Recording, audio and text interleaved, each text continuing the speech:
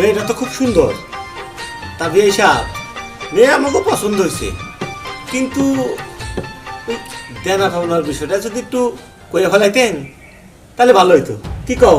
ভাই সাহেব, মায়া আমাকে পছন্দ হয়েছে, দেন হবে না ব্যাপারে কথাটা সেরে ফেলাই, কি কও? দেনা বানার কথা কি বলবো বিয়া সাহেব, আমার তো আর কোনো বেটা পুত্র নাই, একমাত্র আমার এই মেয়েটাই, যা সয় সম্পত্তি সব তো ওরই থাকবো। তা তো বুঝলাম, কিন্তু নগদ কত দিবেন ওটা কয়ে নেওয়াই ভালো। আপনি কি যৌতুকের কথা কইতেছেন বিয়া সাহেব? না না, যৌতুক না, মানে আমার ছেলে রে লেখাপড়া করে তো অনেক টাকা খরচ হয়েছে। আরে ইংলিশ মিডিয়াম স্কুলে লেখাপড়া করেছি, অনেক টাকা লাগছে, প্রায় 50 লক্ষ টাকা খরচ হয়েছে, ঘুষ দেওয়া চাকরি নিতে হয়েছে। এই সেইগুলো আর কি ফিরত তুলতে হবো না, এই জন্যেই। আরে কোন জায়গায় লেখাপড়া করাইছি এইটা কও না কেন? কইছি, বাকিটুকু তুমি কও। আমি আর কি কমু ভাই সাহেব, আমনের যেমন একটা মায়া আমারও তেমনি একটাই পোলা। কি রে বাবা, তুই এমন করিস না? কই কি বেশি না, অল্প চাওয়া 50 লাখ টাকা। কি কও? হ্যাঁ, লোকে যদি ছেলের একটা হুন্ডা দিতেন আরো ভালো হইতো আর কি। ভাই সাহেব, আমার মেয়েটা তো আপনারা ভালো করে দেখলেনই না, তার আগে এত লেনদেনের হিসাব টিসাব নিয়ে বসলেন, বলে ঠিক হলো। আপনাকে মেয়েটারে আমার ভালো করে দেখেন। কি কও? মেয়ে তো আর দেখার কিছু নাই ভাই সাহেব। হ্যাঁ, মায়া আমাকে পছন্দ হয়েছে, আর দেখার কি হইলো? বাড়ির বউ হইলে হইলো, ওই সাবজেক্ট বাদ দেন, লেনদেনের ব্যাপারটা সেরা ফেলাই। যদি লেনদেনের ব্যাপারটা মিঠা যায় তাহলে আজকে আমরা বউ নিয়ে বাড়িতে যাবো। ভাই সাহেব, এখন আপনি চিন্তা করে দেখেন কি করবেন। দেখেন, মেয়ে পছন্দ হয়েছে, মেয়ে তুলে নেবেন, খুশির কথা, কিন্তু আমি যৌতুক দিতে পারব না।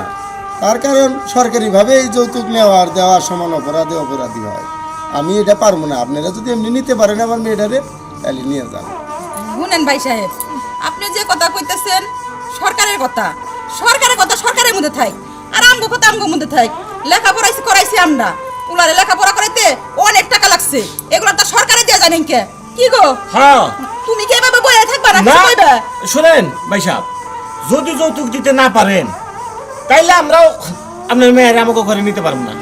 কি কও? হ্যাঁ। এই, তোমরা ওটা এনে কোনো বসে থাকা সময় নষ্ট করে লাভ নাই। আমি ওইটাই চলো। কই। মা, তোমরা কি কইতাছ? তুই চুপ কর। আমরা মুরব্বীর জায়গায় কথা কইবা লিছি, তুই আর তোর আবার এই জায়গায় কথা কি? ভাই সাহেব, আপনারা তো ছেলে বিয়ে করাইতে আসেন নাই, মনে হয় আমার টেকারে বিয়ে করাইতে নিয়ে আসছেন। দেখেন ভাই সাহেব, আপনি যা মনে করেন তাই, কিন্তু টাকা ছাড়া আমরা ছেলে বিয়া করব না। তুমি কি কও? হ্যাঁ, এইটাই ঠিক। হ্যাঁ, আর আপনি চিন্তা ভাবনা করে কোন কি করবেন, আমরা যামু না থাকবো।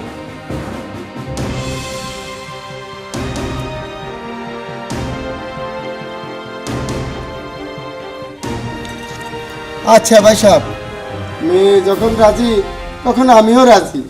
আলহামদুলিল্লাহ। আলহামদুলিল্লাহ।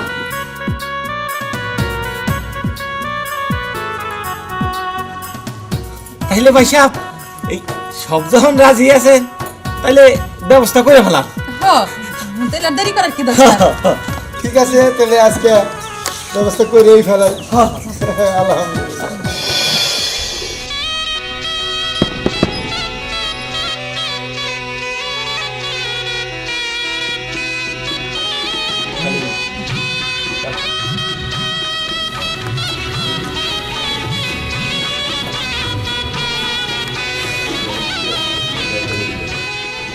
কি গো, তুমি কথা বলবে না?